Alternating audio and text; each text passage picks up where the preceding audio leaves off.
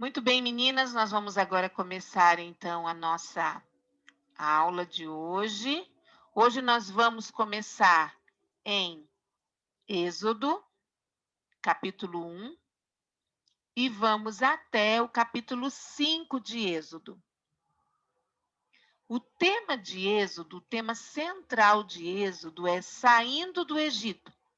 E eu tive um professor num seminário que eu fiz lá em Atibaia, que ele fazia gestos, né?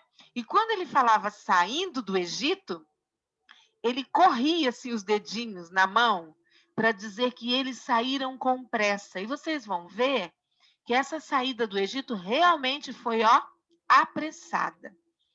Eu não quero dar spoiler do livro, mas lembrem-se disso, saindo do Egito, correndinho, tá bom?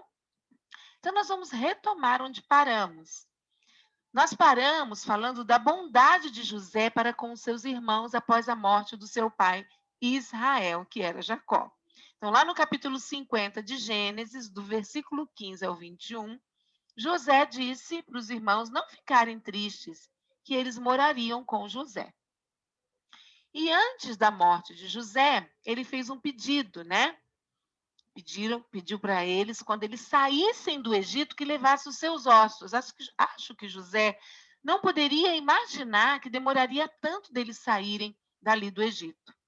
E José deixou um legado de amor e de perdão. Hoje, então, nós vamos começar o livro do Êxodo, saindo do Egito. Não esqueçam esse tema é importante. E no capítulo 1, nós já vamos ver que após a morte de José, os filhos de Israel cresceram e se multiplicaram. O povo se transformou em ameaça para o Egito. E 70 anos depois da morte de José, os judeus foram desprezados, porque nem o faraó e ninguém do Egito sabia quem era José, a ponto dos próprios hebreus serem feitos escravos no Egito. Então, vocês estão vendo aí pela foto que a coisa degringolou, né? E eu, não sei se vocês lembram, que eu fiz um voar da semana passada dizendo exatamente isso. Será que já não era tempo deles terem saído dali? Não deixar a situação chegar àquele ponto? Nós não sabemos. Uma coisa nós sabemos, que Deus transforma todo mal em bênção. E foi o que aconteceu com eles. Nós vamos ver isso lá no finalzinho. Nós vamos falar um pouquinho das parteiras do Egito. Lá nos versos 15 a 20 do capítulo 1, diz assim: quero ler para vocês. O rei do Egito ordenou às parteiras dos hebreus, que se chamavam Sifrá e Puá: quando vocês ajudarem as hebreias a dar à luz, verifiquem se é menino. Se for, matem-no. Se for menina, deixem-na viver. Deixem-na viver. Todavia, as parteiras temeram a Deus e não obedeceram às ordens do rei do Egito. Deixaram viver os meninos. Então, o rei do Egito convocou as parteiras e lhes perguntou: por que vocês fizeram isso? Por que deixaram viver os meninos? Responderam as parteiras ao faraó: as mulheres hebreias não são como as egípcias. São cheias de vigor e dão à luz antes de chegarem às parteiras. Deus foi bondoso com as parteiras e o povo ia se tornando ainda mais numeroso, cada vez mais forte. Então, Sifrá e Puá foram exemplos de coragem e de fidelidade a Deus. Uma ficava talvez olhando ali da janela: vai, dá a luz logo, que a gente quer dar o filho na tua mão. E isso, né, é um exemplo de coragem e de fidelidade ao Senhor. Deus sempre usa pessoas fiéis e corajosas em sua obra. No capítulo 2, então, nós vemos que Moisés nasceu. Seus pais se chamavam Arão e Joquebede. Ambos eram da tribo de Levi. Nós lemos isso lá no versículo 1 do capítulo 2 de Êxodo. Os irmãos mais velhos de Moisés eram Arão e Miriam. Gosto desse nome, hein? Por que será? Né? Moisés era muito belo.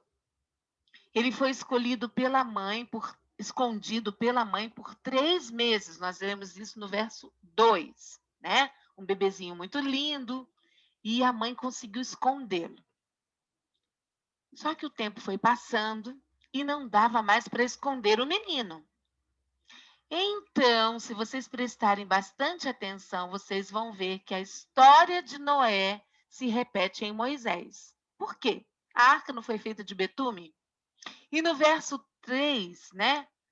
Joquebede não fez uma cesta de juncos betumada também, com piche, né? Com funcos.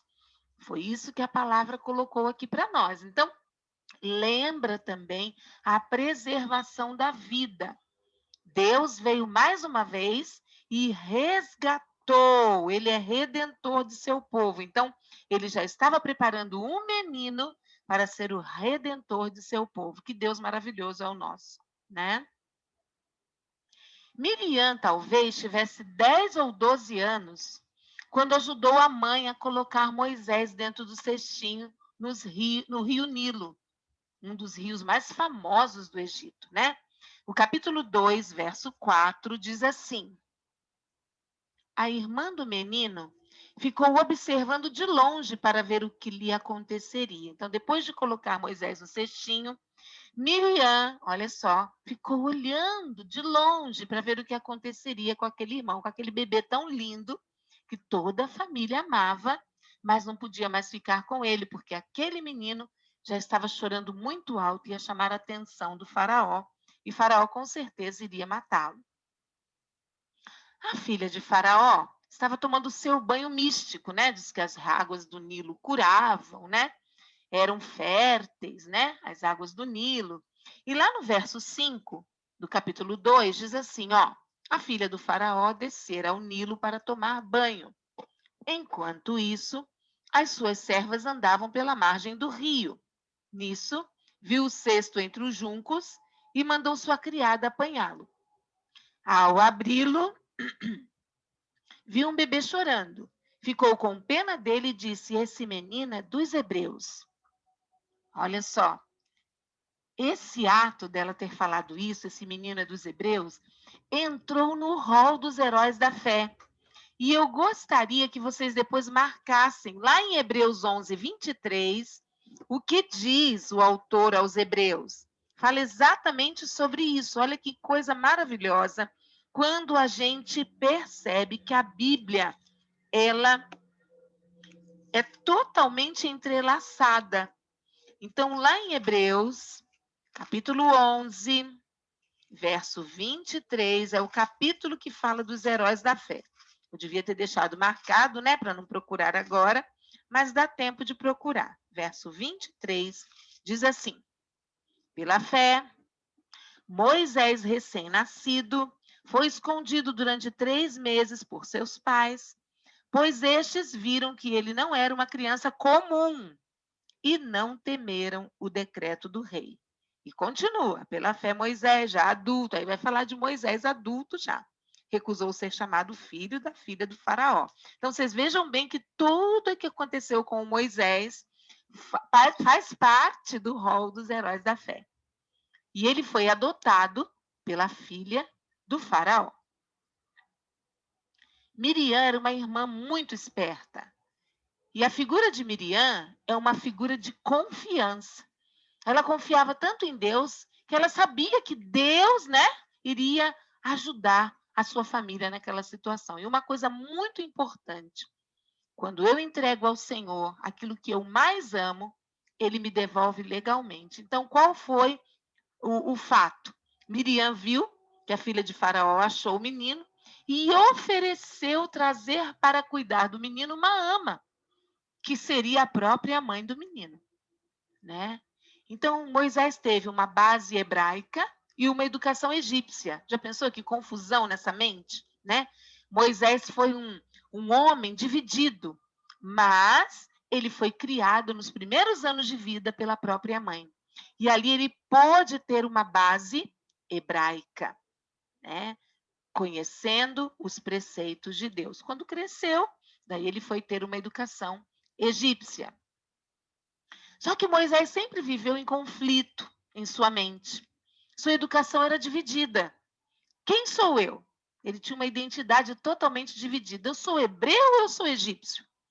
E aí, quando ele viu um egípcio espancar um dos hebreus, seu sangue subiu e ele, ó, assassinou esse egípcio. Mal poderia imaginar que alguém viu. Nada fica escondido, né?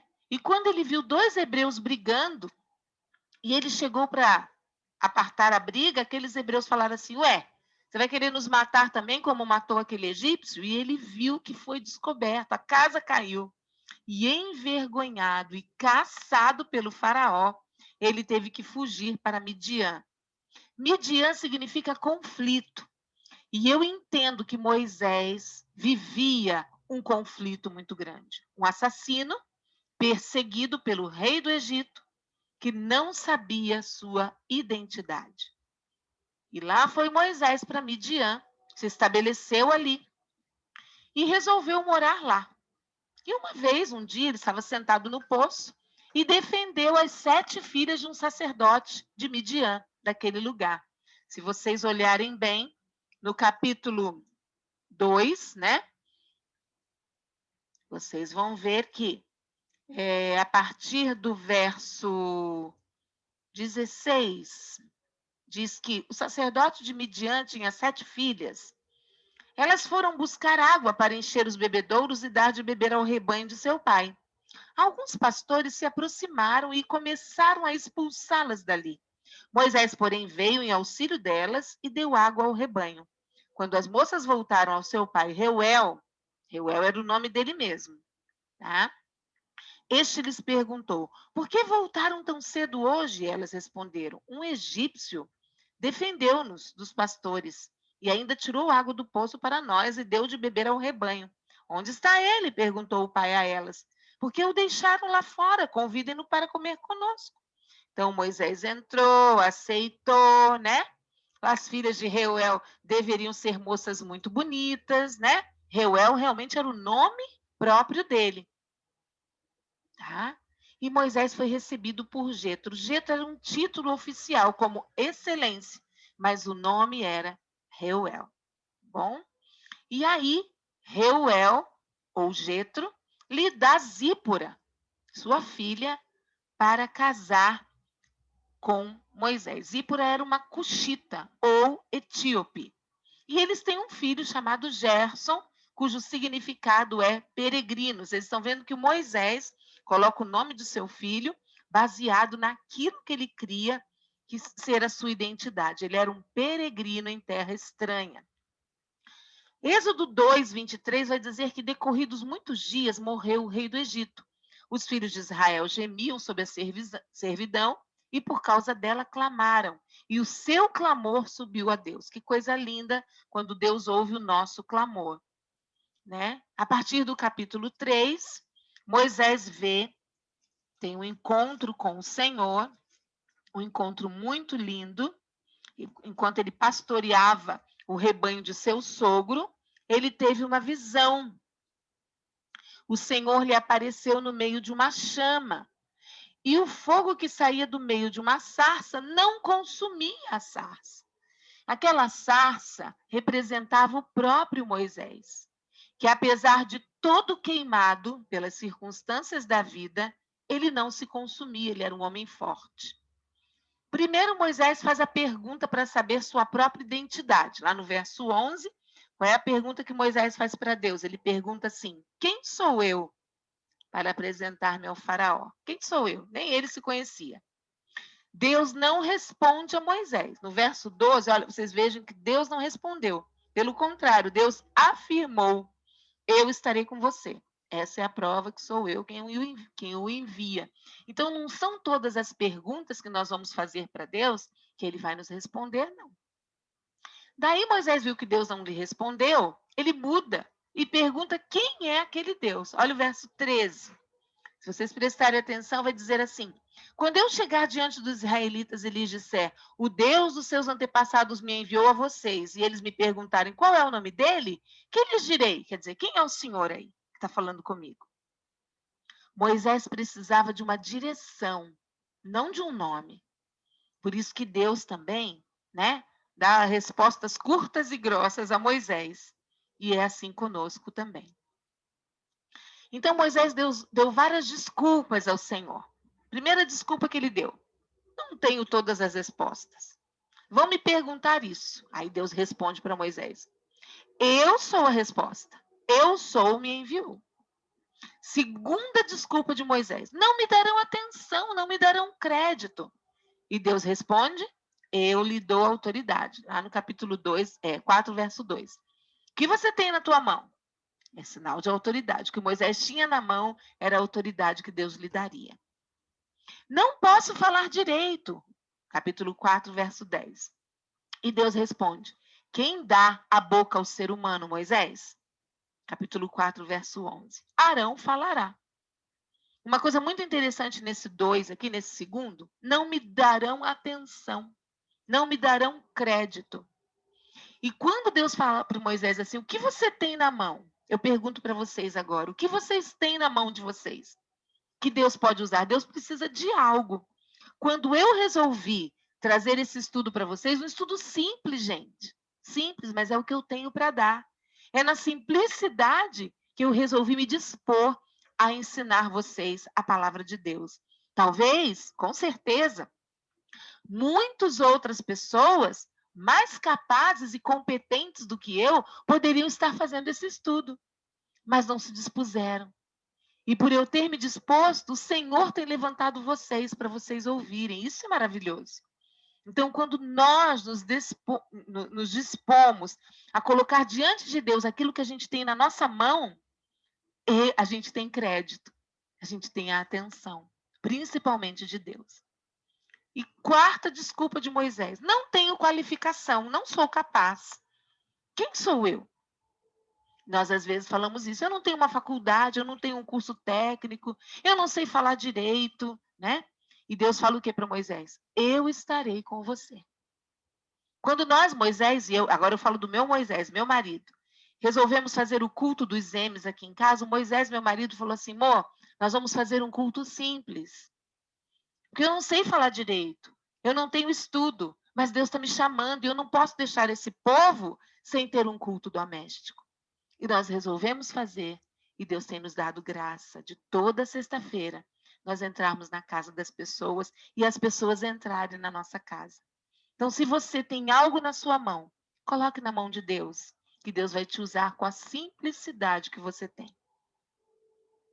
Moisés relutou o quanto pôde. Ele disse que tinha dificuldade para falar, mas é na minha limitação e é na sua limitação que Deus age. Eu falei do culto doméstico dos M's.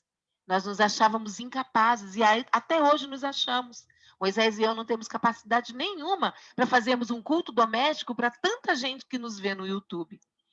Mas o Deus que nos comissiona, ele nos capacita. Fale isso. O Deus que me comissiona, me capacita. Amém? É isso que Moisés não entendia. E ele vai ter que entender, talvez, na marra. É hora de voltar ao Egito. Então Moisés chega perto do sogro e fala: olha, preciso ir embora. Deus está mandando eu voltar lá com uma missão.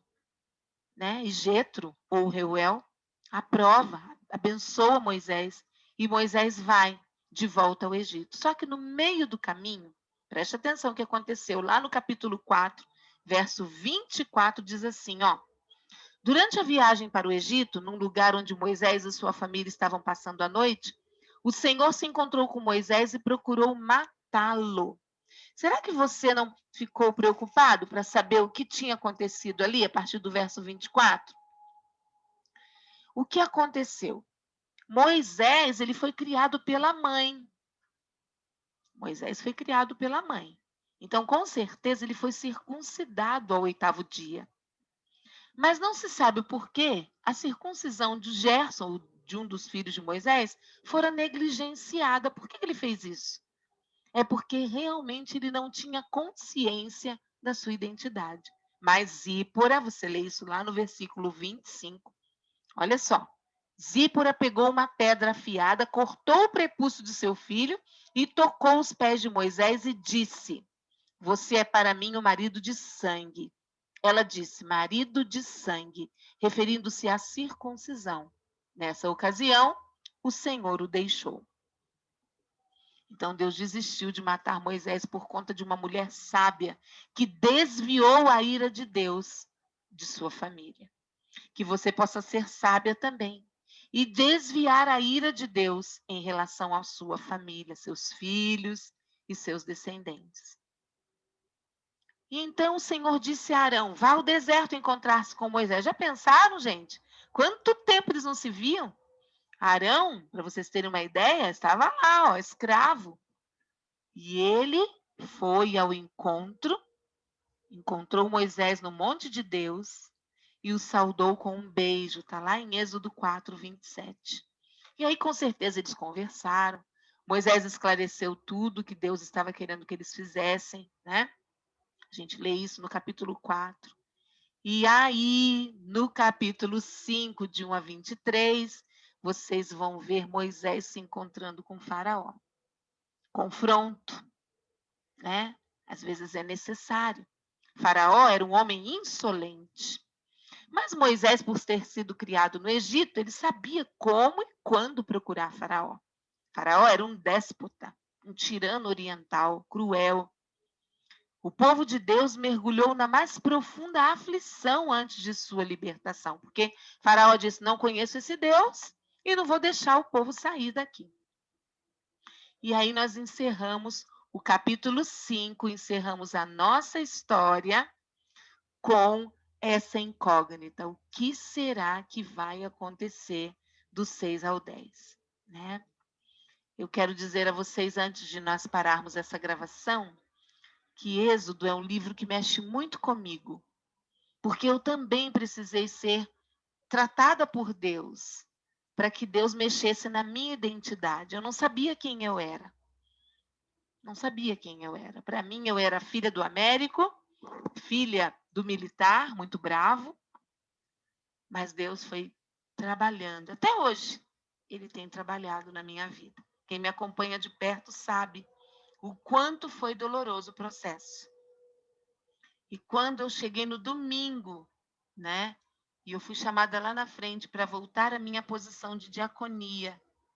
Vocês sabem de uma coisa? Eu fiquei muito feliz, sim. Claro, não sou boba de não ficar feliz.